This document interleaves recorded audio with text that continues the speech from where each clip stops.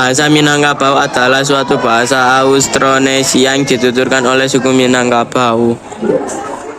Melalui diaspora masyarakat bersuku Minangkabau, bahasa ini juga dituturkan di beberapa wilayah lain di Sumatera Utara, Jambi, Bengkulu, sebagian Aceh, sebagian Riau, serta di wilayah luar negeri meliputi Negeri Sembilan.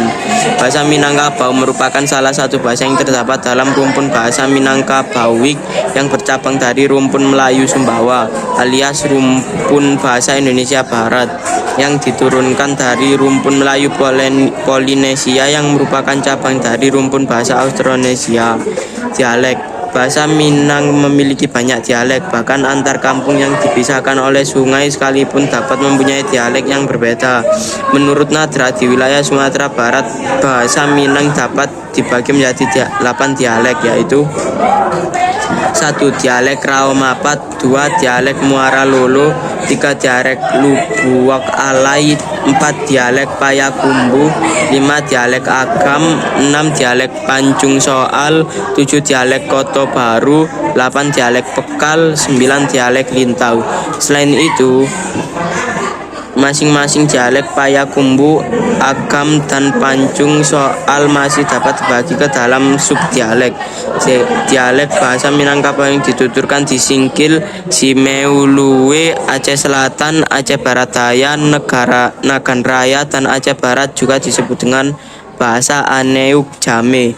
Sedangkan di Tapanuli Tengah, Sibolga, Pantai Tapanuli Selatan, dan Pantai Mandailing Natal disebut bahasa pesisir. Setiap jenis rumah adat di Indonesia tentu memiliki ciri khas tersendiri yang membedakannya. Merujuk buku Rumah Adat di Indonesia oleh D.C. Tias ada 6 ciri-ciri rumah adat Sumatera Barat. 1.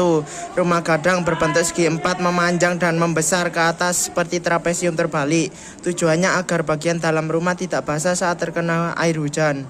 2. Atap rumah gadang berbentuk gonjong tonjolan sebanyak 2-7 buah yang melengkung tajam seperti tanduk kerbau. Selain bentuknya yang menjadi simbol kebesaran Minangkabau, jumlah gonjong menunjukkan status atau kekayaan dan jumlah ruang di dalam bangunan rumah.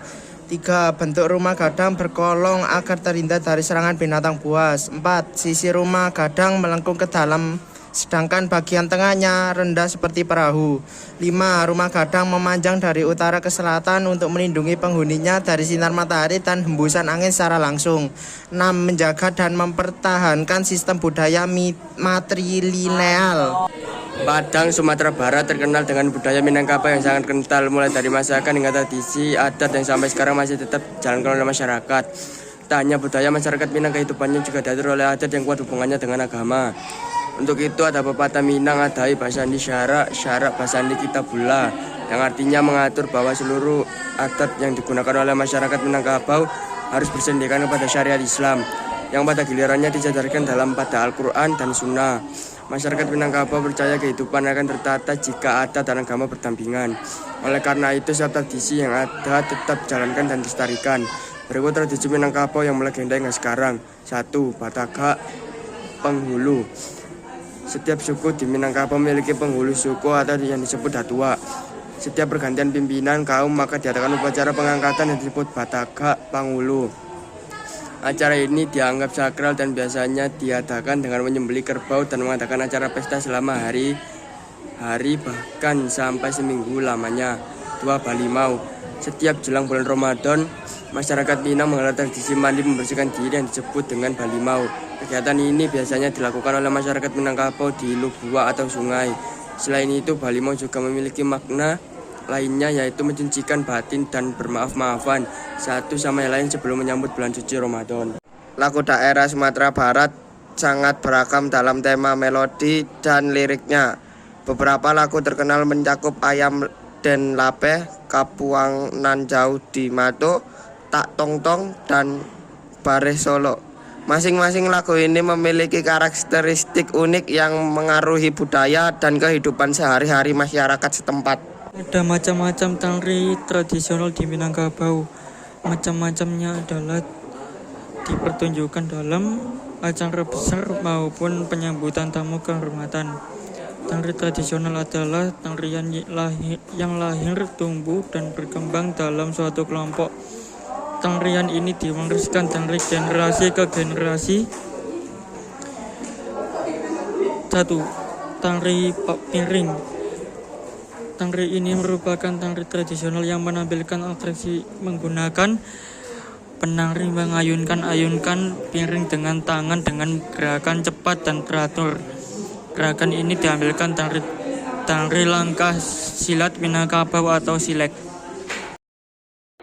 Berikut ini adalah 3 contoh baju adat dari suku Minangkabau. 1. Bundo Kanduang. Bundo Kanduang jika diartikan secara harfiah memiliki makna ibu kandung. Maka dari itu, pakaian adat Bundo Kanduang kerap digunakan oleh perempuan yang sudah menikah. Orang Minangkabau memang dikenal memiliki budaya matrilineal atau memandang hubungan kekerabatan dari garis ibu, sehingga posisi perempuan terutama ibu diberikan penghargaan yang tinggi. Contoh yang kedua adalah pakaian adat Penghulu. Pakaian adat Penghulu yang juga disebut sebagai baju pemangku adat adalah busana yang dikenakan oleh pria Minangkabau. Pada zaman dahulu hanya kepala suku yang boleh mengenakan pakaian adat Penghulu.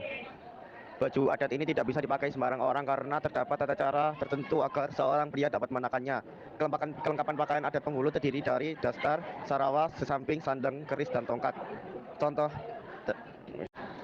baju adat terakhir suku Minangkabau adalah pakaian pengantin. Selain 2 pakaian adat Sumatera Barat di atas, ada juga pakaian yang digunakan dalam pernikahan baik oleh pengantin atau pria atau wanita. Pakaian pengantin khas Sumatera Barat dikenal dengan kesan elegan dan mewah dengan banyak corak emas. Salah satu aksesoris khas dari pakaian pengantin Minang adalah hiasan kepala anak daro atau pengantin perempuan yang disebut suntiang. Suntiang adalah hiasan kepala pengantin perempuan yang dirangkai bersusun dalam jumlah ganjil, terdiri dari bungo, sarunai, bungo gadang, kembang goyang, dan kote-kote. Biasanya dalam sebuah suntiang terdapat 7 susunan, yaitu 5 lapis bungo sarunai dan 3 lapis bungo gadang. Adapun hiasan paling atas disebut kembang goyang, sementara hiasan yang jatuh di kanan dan kiri tersebut kote-kote. Suntiang biasanya digunakan dalam pernikahan adat di daerah Padang dan Pariaman.